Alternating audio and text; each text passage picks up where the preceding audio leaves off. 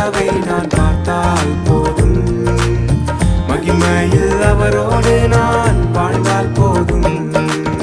நித்தியமா மோட்ச வீட்டில் சேர்ந்தால் போதும், நித்தியமா மோட்ச வீட்டில் சேர்ந்தால் போதும்.